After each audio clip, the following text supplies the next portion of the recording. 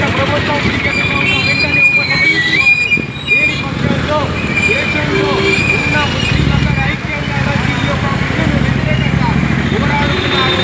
ఈ యొక్క బిల్లు వెంటనే కేంద్రంలో ఉన్న బీజేపీ ప్రభుత్వం ఉపసంహరించుకోవాలి. లేని పక్షంలో ఎదుర్కొనే పరిణామాలు తీవ్రంగా ఉంటాయని హెచ్చరిస్తున్నాం.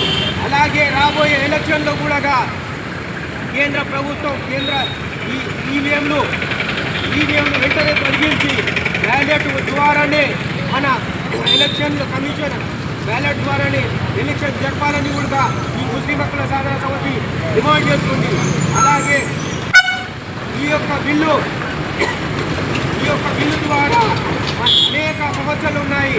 ఈ యొక్క బిల్లు ముస్లింల ఆస్తులపై వారి యొక్క మసీదులో మస్జిద్లో మరియు అన్ని కూడా లాక్కొని ఉన్నత వర్గాలకు పెట్టడానికి ఈ యొక్క బిల్లు తెచ్చింది. కాబట్టి ఈ యొక్క బిల్లును వెంటనే ఉపసంహరించాలని మా యొక్క డిమాండ్